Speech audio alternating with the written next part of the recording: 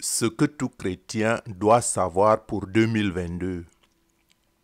Je souhaite que vous suiviez ce message jusqu'au bout, même si vous ne partagez pas les mêmes convictions. Je suis convaincu que vous serez fortement édifiés. Et c'est pour cela que je reviens sur la vidéo de 7 minutes intenses que j'ai partagée sur le pape François. Je reviens sur cette vidéo pour commencer l'année 2022 afin de rappeler à chacun de nous de prendre au sérieux les grands enjeux qui se tiennent à la porte pour pouvoir prendre conscience du temps que nous vivons au travers de ce qui se déroule sous nos yeux sur la scène mondiale et surtout ce que cela implique sur ce qui vient particulièrement dans l'Église, parce qu'en tant que chrétien, mon regard et mon attention restent et resteront fixés sur Jésus de Nazareth, et j'espère que ce sera aussi le cas pour vous. Je voudrais que l'œuvre de Jésus, par ces temps, reste ma principale préoccupation pour 2022. Je le souhaite aussi pour vous. Voilà pourquoi je prends la vidéo et les déclarations récentes du pape, qui est supposé, et je pèse bien mes mots, je dis bien supposé, être le représentant de Christ sur terre, la plus haute autorité, du moins de par l'influence sur la part de la population mondiale, pour entrevoir ce qui vient en dépit de ce que l'Esprit de Dieu et que les autres serviteurs de Dieu révèlent et confirment pour 2022.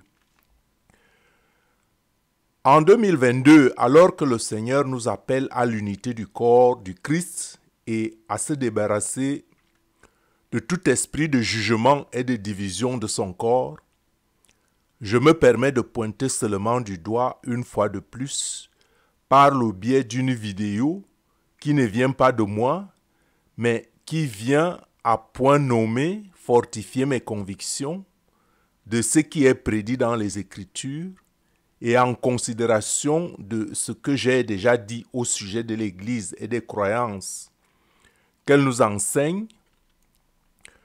Je ne le fais pas en tant que juge, mais je le fais comme une alerte, une sentinelle. Je sonne une trompette pour réveiller ceux qui sont éveillés, mais qui dorment et qui sont spirituellement ensommeillés ou tièdes, pensant avoir une bonne position devant Dieu, parce qu'ils font confiance ou ont une confiance aveugle à ceux qui les dirigent, à un système ecclésial comparable à celui des pharisiens et des sadducéens de l'époque terrestre de Jésus. Beaucoup penseraient que je blasphème ou que je délire. Pas du tout. L'avenir proche nous prouvera le contraire, que j'agis par amour pour vous, parce que le Seigneur m'a donné la grâce et son esprit repose sur moi. Esprit qui m'a permis de m'éveiller tôt sur ce qui vient dans notre monde. À la question pourquoi, que je ressens dans mon esprit parce que vous vous posez cette question dans votre fort intérieur, je vous réponds déjà que le vent de Dieu souffle et passe là où il veut et quand il veut et personne ne sait d'où il vient, où il va, parce que Dieu veut aider et avertir son peuple par amour pour lui et surtout pour tenir sa promesse, la promesse qu'il a faite à Abraham. Toutes les nations de la terre seront bénies en ta postérité parce que tu as obéi à ma voix. Ça, c'est une parole de l'Éternel qui a été donnée à Abraham et on la retrouve en Genèse 22, 18. J'ai été averti avant que cet nouvel épisode parlant de cette fameuse vidéo du pape que j'ai renvoyée. Ceux qui ne l'ont pas vu ou reçu auront le condensé des points importants de son contenu par le condensé de mes commentaires qui sont dignes de foi, car je n'ai rien à gagner à m'attaquer à un si haut dignitaire religieux, parce que j'avais déjà dit, sans faire référence à lui, j'avais déjà demandé à certains de sortir de l'Église. Église ici comme la religion des hommes, et sortir comme se séparer d'eux, du moins spirituellement. Je parlais non pas pour trahir ma foi, encore moins la vôtre, ou pour vous faire douter, mais afin que vous preniez conscience de ce qui se joue derrière les autels et de prendre en main vous-même votre destinée spirituelle en embrassant la vraie foi en Jésus-Christ, selon la parole des Écritures écrites dans la Bible, car Dieu veille sur sa parole et ne s'assimile pas à la religion et aux doctrines séculaires des hommes. La religion est juste un chemin qui peut nous amener à Dieu. Mais Dieu n'est pas l'apanage d'une quelconque religion et Dieu ne peut pas être assimilé à aucune religion parce qu'il est plus grand que toutes les religions ensemble. Religion qui, par la lumière qui peut leur être donnée, ne peuvent voir juste qu'un aspect de ce que Dieu est ou peut être, quand lui, Dieu, veut bien dévoiler à qui il veut qui il est, le grand je suis, comme il s'est fait connaître à Moïse. Mais pour nous autres, découvrir et rencontrer Dieu est le fruit d'un cœur pur, un cœur qui aime, un cœur juste qui recherche la justice de Dieu, un cœur qui accueille la parole de Dieu comme écrite et enseignée par Jésus-Christ il y a 2000 ans, un peu plus de 2000 ans. Un cœur droit qui aime Dieu pour ce qu'il est et non ce qu'il fait de nous ou ce que nous voulons obtenir de lui. Vivre avec la parole de Dieu et non seulement les dogmes et les rites des hommes.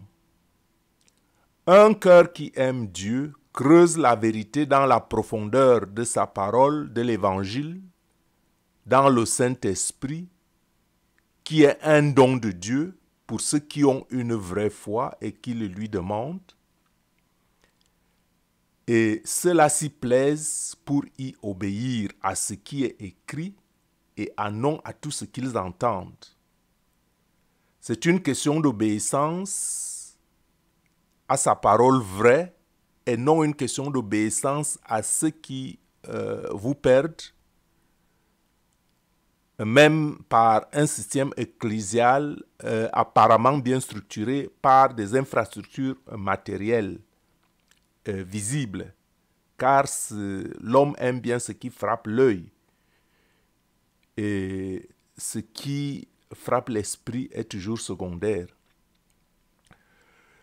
Je veux dire que les questions de foi sont des questions de l'esprit et c'est Dieu seul qui peut et a le moyen de juger, car il voit même ce qui se dit dans le plus profond secret de nos cœurs. Vous croyez et respectez ceux qui vous abrutissent et vous avilissent dans et par des prières et croyances stériles et puériles sans un impact réel sur votre vie. Alors que Jésus est venu confirmer la promesse du paradis, mais pas seulement la promesse du paradis, mais il est aussi venu nous apporter une vie abondante déjà sur terre et non seulement une vie de souffrance, comme veulent nous le faire croire certains évangiles, que l'évangile de la croix serait un fardeau, un évangile de souffrance, juste parce qu'eux-mêmes ne sont pas à mesure de produire les œuvres de puissance, comme les premiers apôtres.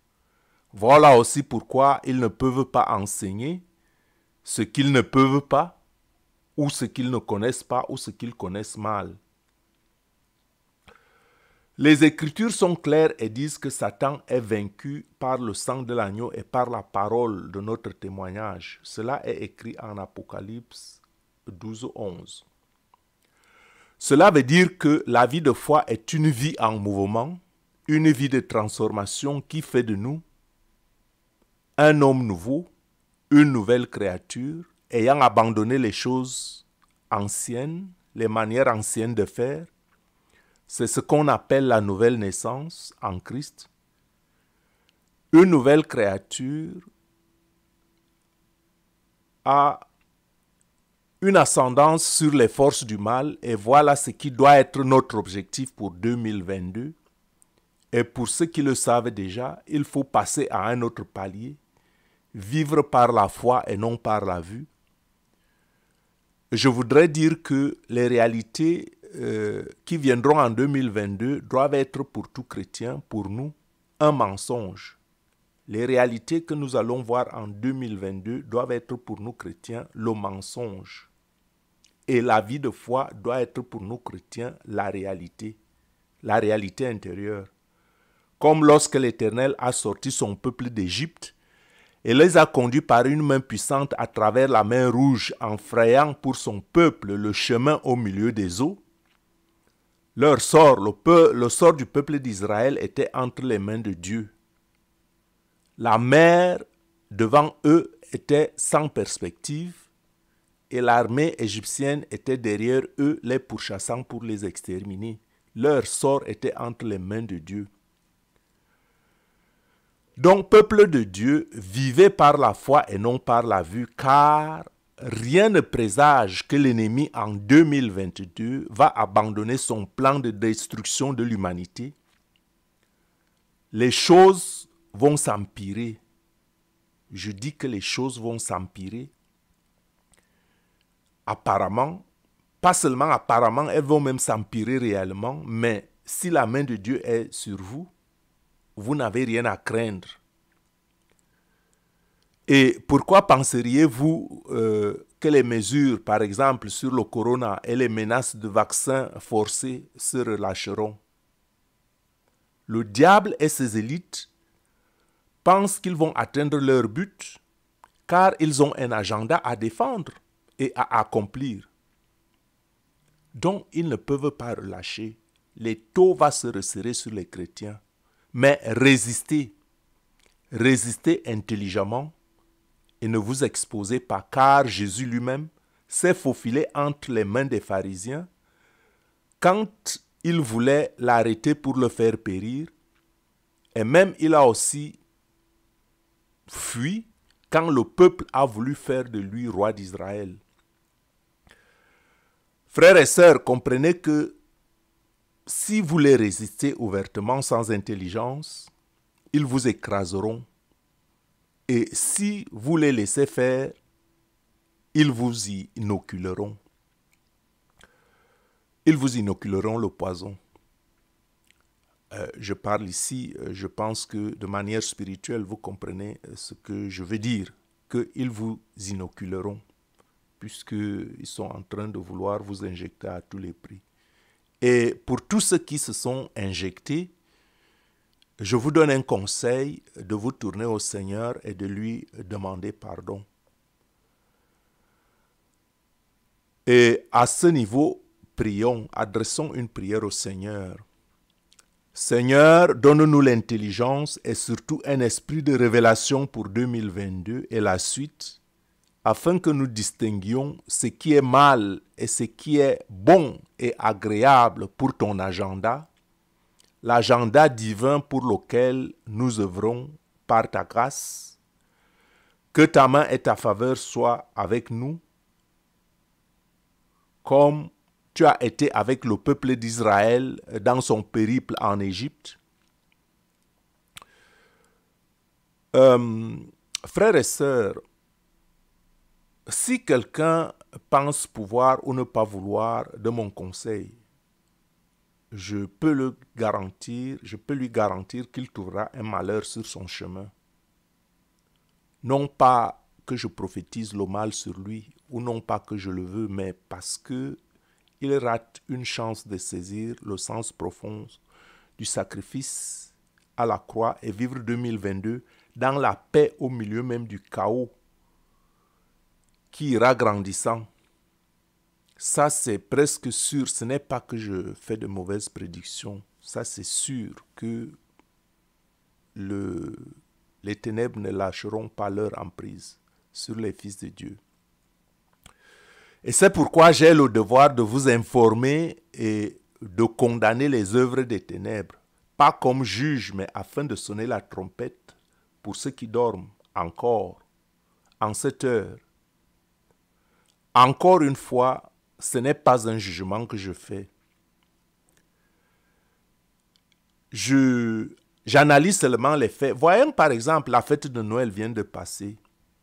Voyez-vous un peu les mensonges comme le Père Noël, répandus même au sein du peuple de Dieu. C'est anodin, pensez-vous. Mais savez-vous que cela légifère le mensonge au mépris de la parole véridique de vérité du Seigneur? Car beaucoup de discours volent la semence réelle du royaume pour planter des doctrines savamment savantes, théologiques et habiles, qui savent manipuler la langue et mènent le mensonge à être accepté comme quelque chose qui peut faire du bien, par des cadeaux par exemple, qui apparemment flattent notre ego, mais qui ne peuvent pas faire vivre la vie que Dieu nous réserve sous le soleil. Ceux-là qui enseignent et tolèrent de telles traditions et rites font croupir les autres par leur doctrine sous le poids de ce que Dieu n'a pas réservé pour ses enfants. La culpabilité du péché, par exemple, nous maintient dans la conscience de l'esclavage et de l'infériorité et nous prive d'accéder à une vie supérieure. Parce que nous pensons que nous ne le méritons pas, que nous ne sommes pas dignes, que nous sommes indignes.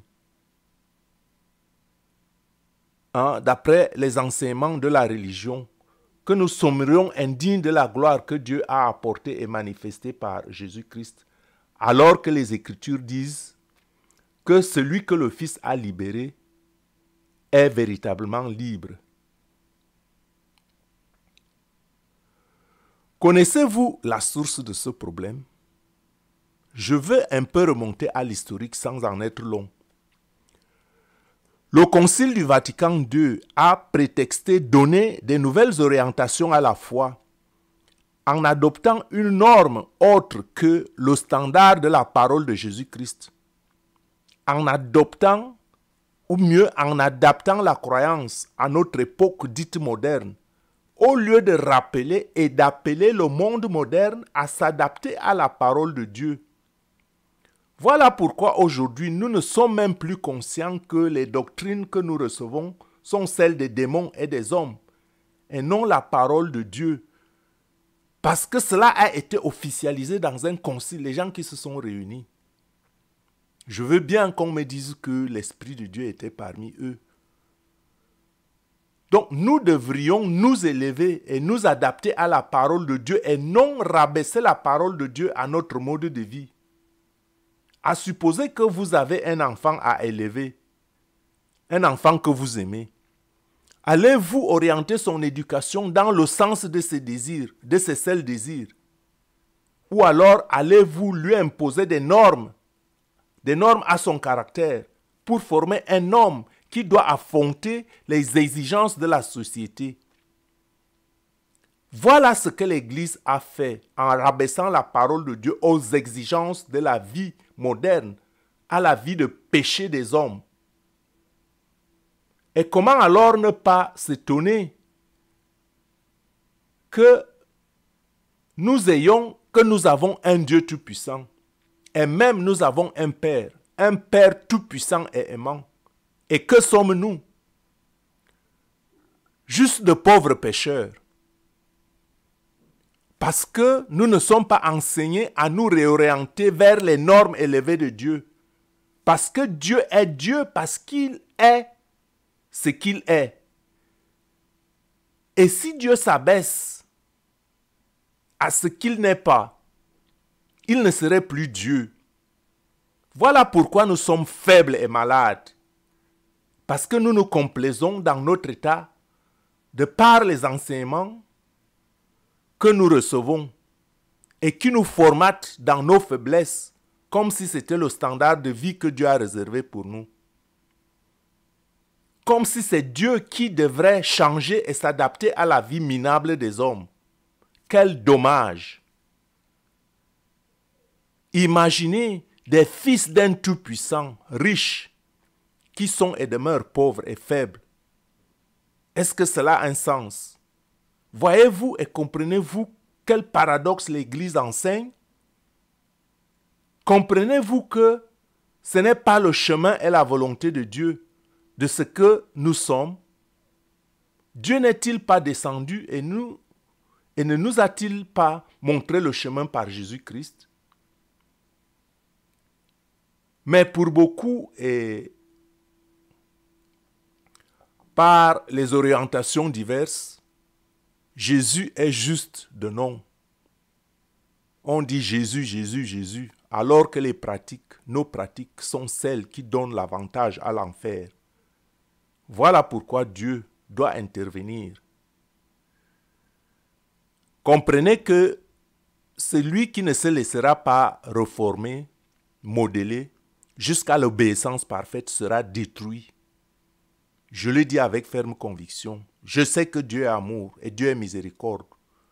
Mais son amour et sa miséricorde n'enlèvent pas le standard de vie qui est dans le ciel. Si ce standard n'est pas atteint, je vous dis que ce sera difficile. Mais mettez votre confiance en Dieu. Ce n'est pas une façon de vous menacer ou de vous décourager. Priez Dieu, priez l'Esprit Saint. Ne soyons pas un peuple qui honore Dieu que du bout des lèvres, ou en suivant les enseignements des hommes. Ceux qui suivent les enseignements des hommes peuvent être sûrs qu'ils n'ont pas d'avenir. Je sais que les tièdes en disconviendront de ce que je dis ici, mais peu importe, cela n'enlève rien à la vérité, à moins qu'on ne la connaisse. Sinon, à quoi donc a servi l'œuvre de la rédemption de Jésus-Christ à la croix, quand Jésus est venu sur terre en tant que Dieu prendre le corps humain, et quand il a dit à la croix que tout est accompli? Qu'est-ce qui était accompli? Notre faiblesse ou notre salut? Il a tout accompli pour nous. Et n'est-il pas écrit à partir de Romains 5, 12 que comme par un seul homme le péché est entré dans le monde, et par le péché la mort, et ainsi la mort s'est étendue sur tous les hommes. Parce que tous ont péché. Lisons maintenant au verset 13b, qui dit que la mort a régné depuis Adam jusqu'à Moïse. Même ceux qui n'avaient pas péché par une transgression semblable à celle d'Adam, puisque Adam est la figure de celui qui devait venir, c'est-à-dire Jésus-Christ. Ce qui veut dire en clair que la malédiction est venue par Adam, mais la bénédiction est venue par Jésus-Christ. Jésus-Christ a brisé la mort. Il a brisé la loi de la mort et de la malédiction. Et s'il l'a fait, pourquoi l'homme doit-il aujourd'hui continuer à croupir sous la malédiction et sous la souffrance, alors que Jésus lui a apporté la vérité et la liberté comme don, un don, par sa mort à la croix? La mort à la croix est la parole de son évangile que nous devons faire nôtre. Jésus a payé la rançon et la rançon a été totalement payée. Imaginez que l'on vous condamne à une peine et que quelqu'un d'autre paye le prix de la condamnation à votre place. Alors n'êtes-vous pas libre, n'êtes-vous pas acquitté purement et simplement? Et si, par malheur, vous ne saviez pas que vous êtes acquitté de votre condamnation parce que quelqu'un d'autre a payé, ou qu'on vous rapporte un faux jugement, de fausses informations, vous vivrez dans la culpabilité d'un condamné. Ici, le faux jugement est la fausse doctrine qu'est la religion. Et votre conscience coupable vous maintiennent sous le joug d'un condamné. Y a-t-il quelqu'un ici qui me comprend, qui peut me comprendre?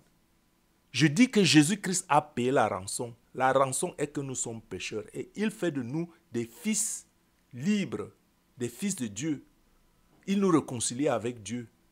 Et pourquoi nous devons toujours croupir sous la condamnation de la mort et du péché, sous la malédiction, la loi de la malédiction, la mort du péché, alors que Jésus-Christ a déjà payé le sacrifice? Jésus-Christ qui nous apporte la vie en abondance. Et on a tendance à nous dire toujours que nous sommes sur la terre parce que nous attendons le paradis. Alors que Dieu veut que nous travaillions sur la terre pour étendre son royaume. Voyez-vous que le problème du chrétien réside dans les mentalités d'esclaves et des pécheurs qui sont inculquées par la religion en comparaison de l'anecdote d'un homme que l'on a couronné roi mais qui continue à vivre sous l'ancien joug de l'esclave qu'il était.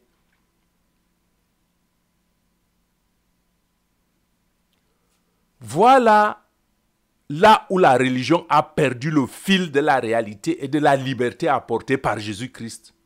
Le chrétien est appelé à régner sur la terre et non être des hommes de second plan que l'on persécute et pourchasse. Je sais que Christ a dit que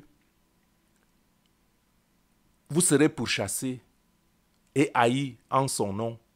Mais le même Christ a aussi dit que il vous donne le pouvoir de marcher sur les serpents et sur les scorpions et que tout le pouvoir de l'ennemi vous est soumis. La rédemption de la croix nous rétablit dans la liberté des fils de Dieu. Cependant, n'allez surtout pas forcer votre destin. Attendez que les choses se déroulent selon le plan de Dieu. Tous les chrétiens devraient jouir d'une vie de joie et d'abondance pour ceux qui acceptent de porter leur croix et de suivre Jésus. Jésus a certes souffert, mais il n'a pas été malheureux. Il a accompli des actes de puissance et a dominé sur les ténèbres. Et telle est la part de tous ceux qui croient véritablement en lui. Abandonnons les enseignements des siècles et embrassons Jésus tel qu'il est vraiment, dans la liberté des fils de Dieu, en qui a été donné le pouvoir de marcher sur les serpents et sur les scorpions et sur toute la puissance de l'ennemi, sans que rien ne nous arrive, comme je le disais tout à l'heure. L'objectif est d'atteindre ce degré de foi en 2022. C'est possible par la grâce de Dieu, mais cela requiert notre foi, l'abandon total à Jésus-Christ, l'étude des Écritures, la compréhension de la parole, se donner la peine et persévérer. Bon, maintenant, je vais continuer un peu la lecture de Romains 5 au verset 15. Et il est écrit: « Mais il n'en est pas du don gratuit comme de l'offense. Il y a un don gratuit qui vient par Jésus-Christ et il y a une offense qui est venue par Adam. Car si par l'offense d'un seul, il en est beaucoup qui sont morts, à plus forte raison, la grâce de Dieu est le don de la grâce qui ont été abondamment répandus sur nous, venant d'un seul homme, à savoir Jésus-Christ. Et il n'en est pas du don comme de ce qui est arrivé par un seul homme qui a péché.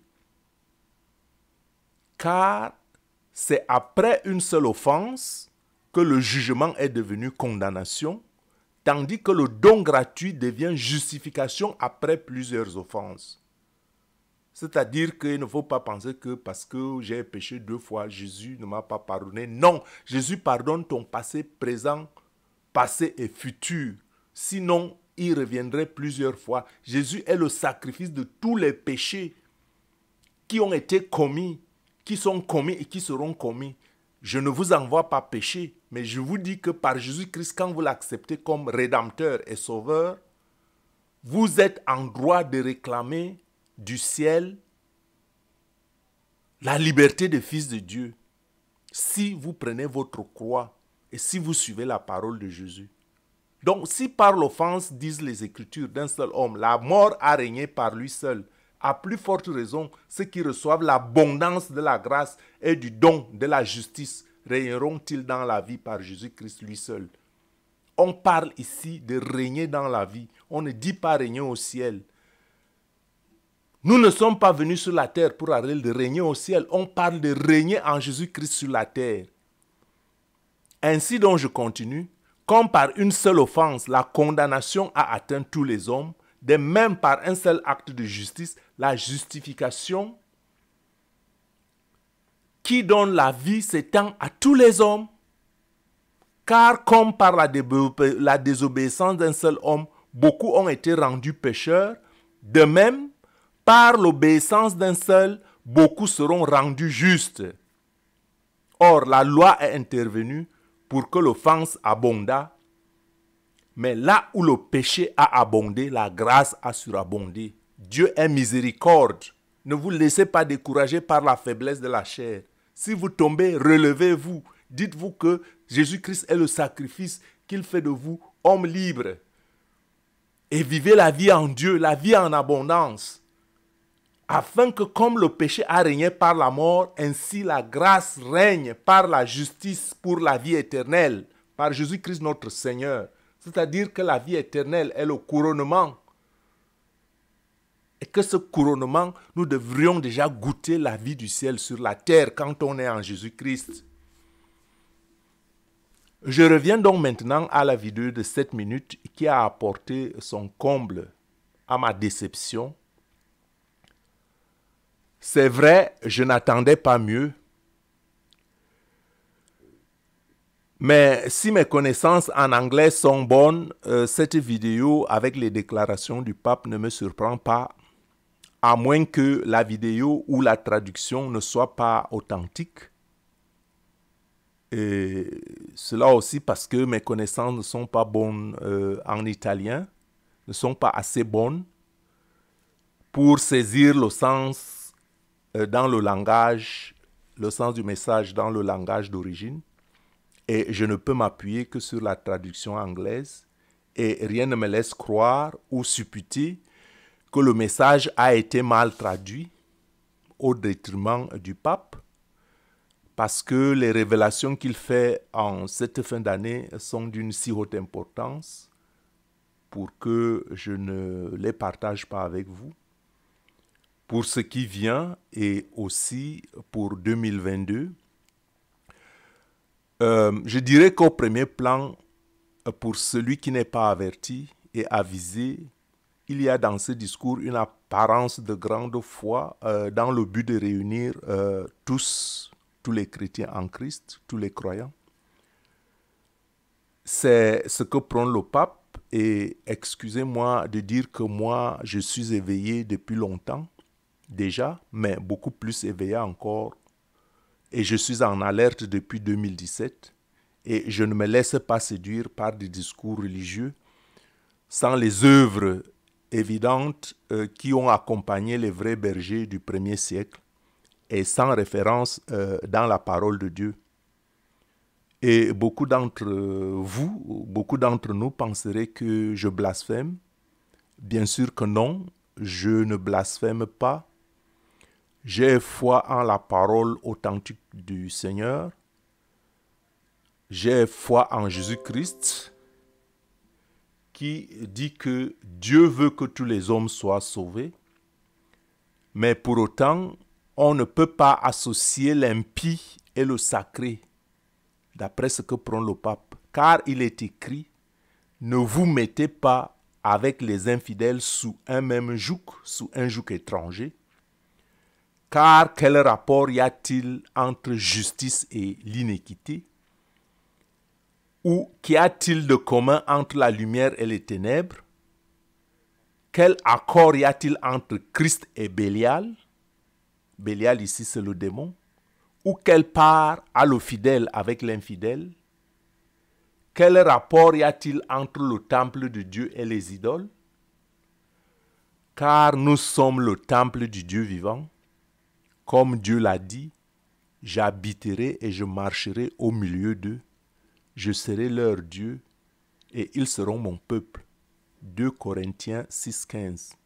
Alors Dieu ne viendra pas s'asseoir au milieu des païens parce que nous prenons la paix, nous prenons un œcuménisme mondial où tous les hommes seront réunis dans une même religion comme le prend le pape. Ce n'est pas moi qui le dis, c'est lui-même qui le dit de sa propre bouche.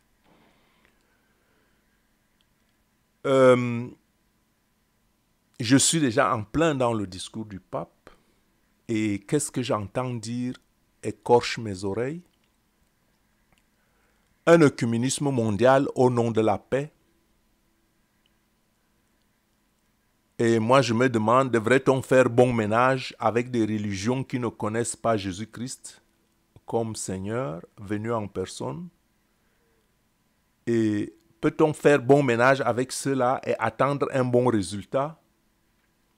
Et je me demande, sur instruction de qui une telle initiative tire-t-elle la source? J'ai écouté beaucoup d'autres serviteurs de Dieu qui révèlent autre chose. Et cela m'a amené à me demander si ce ne sont pas les ficelles des ténèbres pour détruire ce qui reste du corps fidèle du vrai Christ rédempteur. Et c'est pour ça que je vous appelle donc à faire très attention, à être très vigilant, à faire vigilance et faire attention à qui vous voulez suivre en 2022. Quant à moi, j'apprends tous les jours et de plus en plus, je m'améliore dans les voies du Seigneur et je voudrais partager mon expérience donc avec vous, vous qui voulez m'écouter. Et j'avise que celui qui ne m'écoute pas s'en rendra compte quand il sera tard et à coup sûr, il trouvera malheur en chemin. Et c'est ce que je souhaite le moins pour vous. Je veux juste votre éveil spirituel. Prenez votre avenir entre vos mains en 2022. Moi, j'aime le Seigneur et je prendrai position avec courage pour lui. Je prendrai position en son nom, quoi que cela me coûte. Parce que je vous aime aussi, je voudrais que vous aussi, sans peur, pouviez vous mouvoir dans la vérité de la liberté des fils de Dieu et de la parole de Dieu,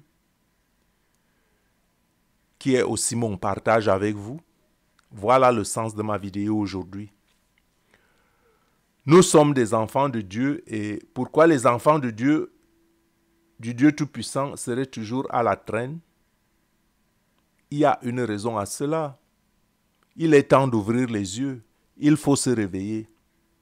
Je souhaite que tous passions à un autre degré de foi, la foi qui soulève les montagnes, et non demeurer dans des prières puériles qui n'apportent rien. Les œuvres de notre foi appellent un mouvement dans notre vie. Ce mouvement est qu'au fur et à mesure qu'on grandisse dans la connaissance de Dieu, qu'on grandisse dans la foi qui fait changer notre vie doit changer en bien, et un changement perceptible, pas seulement dans le matériel, mais aussi dans l'amour, la paix, la joie, la sérénité et dans la connaissance de Dieu. Notre vie doit changer en bien et en un changement perceptible. L'amour de Dieu, la parole, l'amour de la parole et l'amour du prochain. Grandir en amour et grandir dans la faveur de Dieu, car sa main ne laisse pas les siens dans la misère. Et pourquoi accepter être malheureux sur terre et espérer seulement une vie abondante au ciel, alors que Jésus-Christ nous appelle à régner avec lui dans nos cœurs d'abord et ensuite dans la vie pour faire descendre le royaume de Dieu sur terre? Et pourquoi nous enseigne-t-on que la vie en Jésus est une vie de misère et pourtant un Dieu tout-puissant, vivant dans la félicité? Jésus nous a libérés de la misère, du péché, et c'est un don. Et ce n'est que dans ce sens que nos œuvres ne sont pas dignes. parce qu'aucune œuvre humaine n'est en mesure de payer le prix de la rédemption que Jésus a payé. Cependant, notre action et nos œuvres sont requises pour retrouver la dignité humaine et la plénitude de la promesse en Jésus-Christ. Donc, frères et sœurs, agissez et déclarez en 2022 tout ce que vous voulez voir s'accomplir dans votre vie, car Christ ne nous apporte pas seulement la rédemption de la vie éternelle, mais aussi une vie abondante sur la terre. Et pour revenir à notre fameuse vidéo gravissime du Père François, et ce n'est pas moi qui le dis, lui-même est désormais conscient de ce qui se dit sur lui dans les réseaux sociaux, qu'il est le faux prophète, puisque lui-même le confirme dans ce message. Il est traduit en anglais.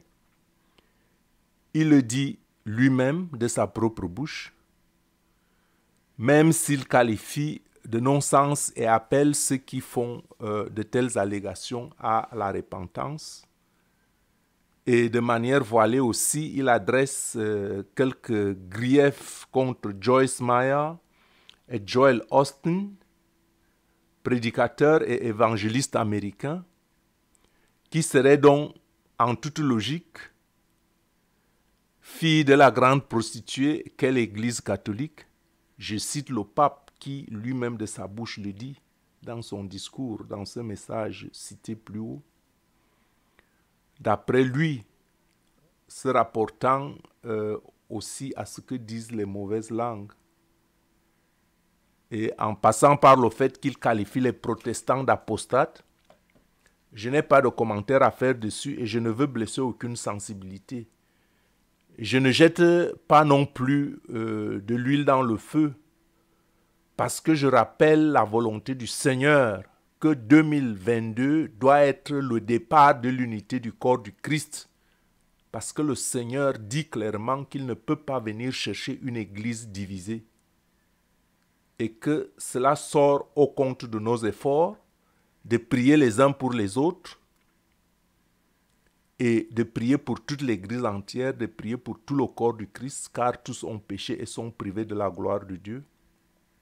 Heureusement Jésus, qui nous réconcilie au Père, le Père qui ne fait exception de personne, le Père qui récompense chacun selon sa foi, et la foi vient de ce que l'on entend, et ce que l'on entend vient de la parole de Dieu.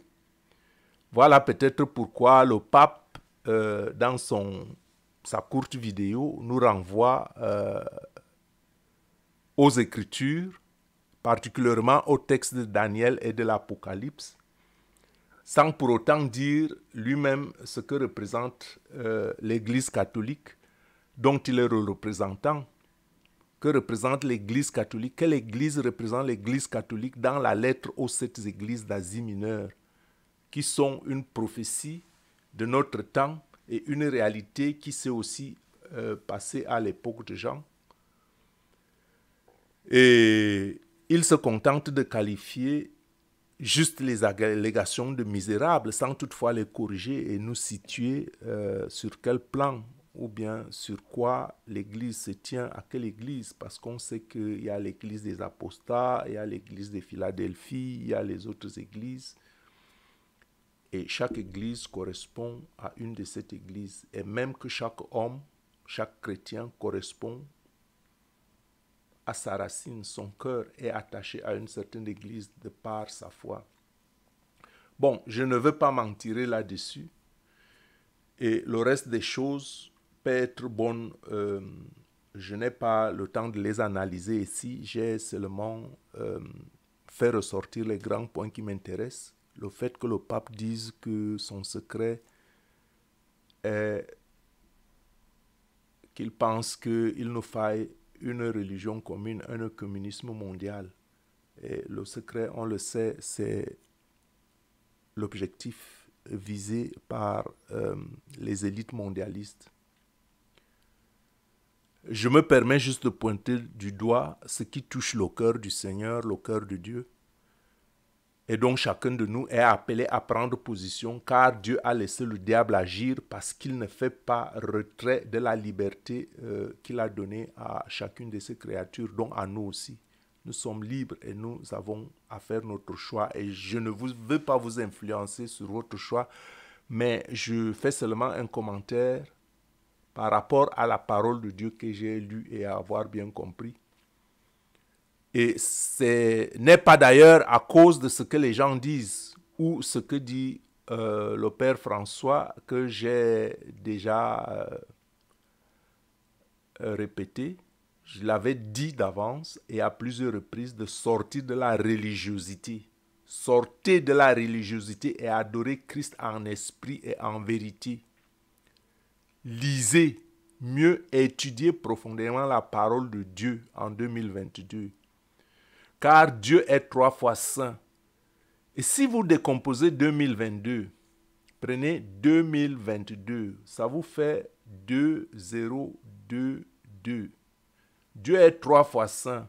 Prenez 2, 2, 2 et multipliez 2, 2, 2 par 3. Qu'est-ce que ça vous donne? Vous aurez qu'il ressort le chiffre 666.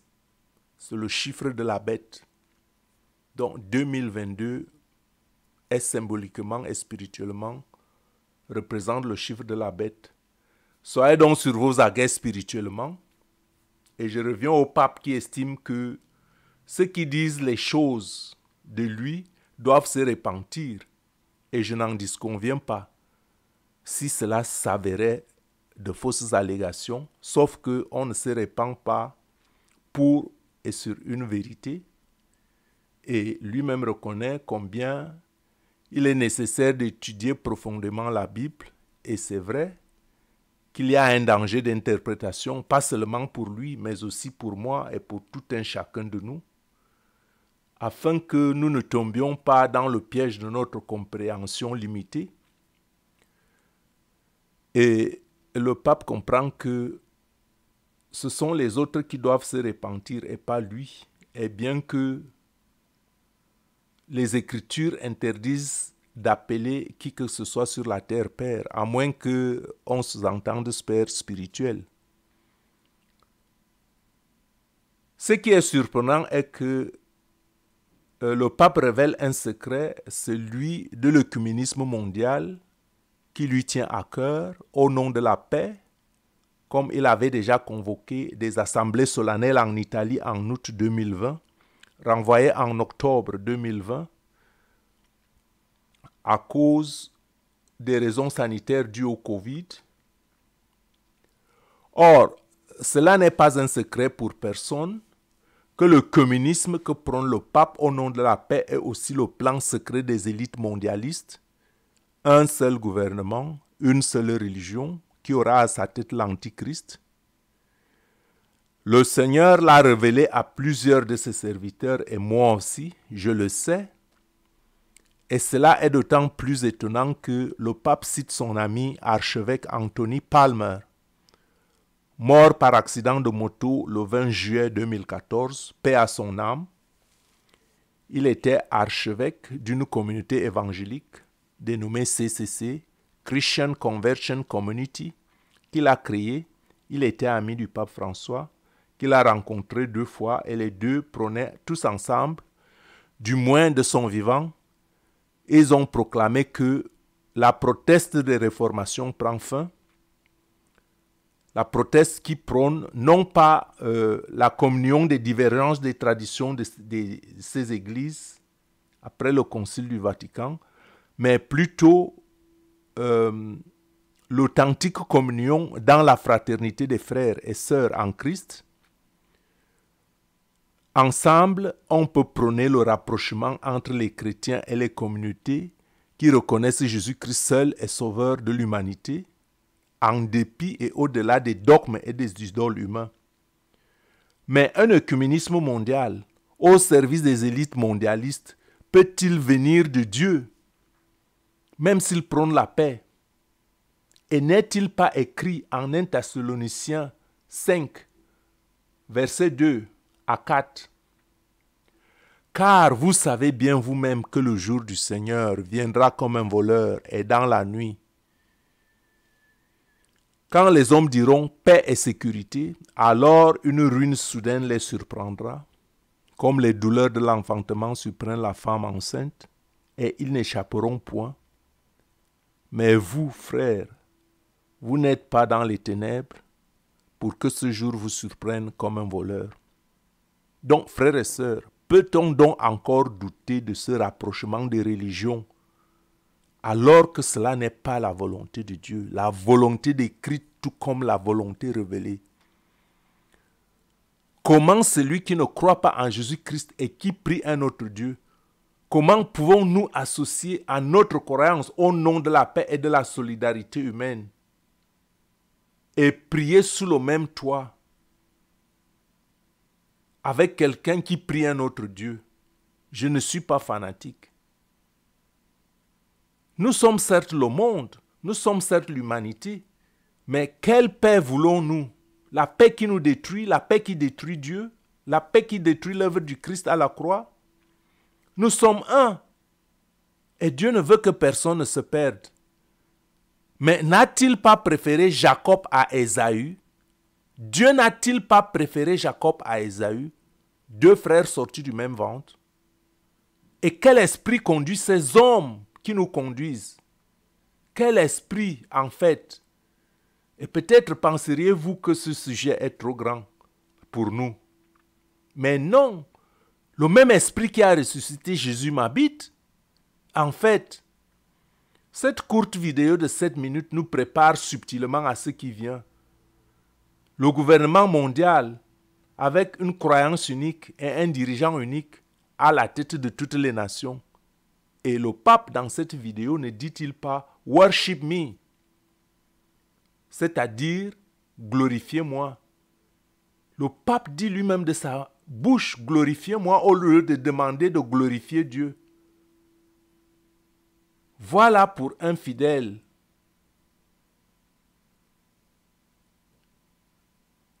Voilà pourquoi un fidèle se lève à la fin de la vidéo et demande de ne pas publier la vidéo dans les réseaux sociaux et qualifie son contenu d'imbécilité. Excusez-moi, c'est une injure, ce n'est pas de moi, je traduis ce qui est dans la vidéo. Pour reprendre juste l'expression anglaise de la traduction. Bon, les autres thèmes cachent peut-être la profondeur de ce qui a été dit et l'essentiel du message est véhiculé que on va introduire un œcuménisme mondial.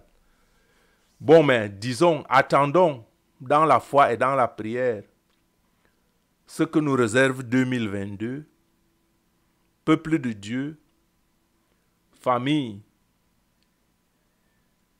Si vous ne me croyez pas, du moins vous serez obligé de faire votre choix qui vous allez suivre en 2022 et après.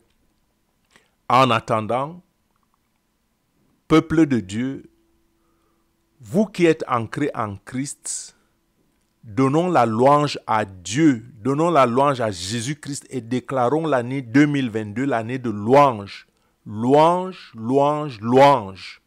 Car Dieu est assis au milieu de la louange de son peuple pour contrecarrer la victoire, pour contrecarrer la louange que Satan a demandé, a recommandé aux siens depuis le mois de décembre 2021 et beaucoup d'autres confrères et serviteurs du Seigneur le confirment que Satan a recommandé aux siens de le louer davantage afin d'asseoir ses plans. Et c'est pour ça aussi que notre invitation va à l'encontre. Nous allons peser contre pour louer le Seigneur.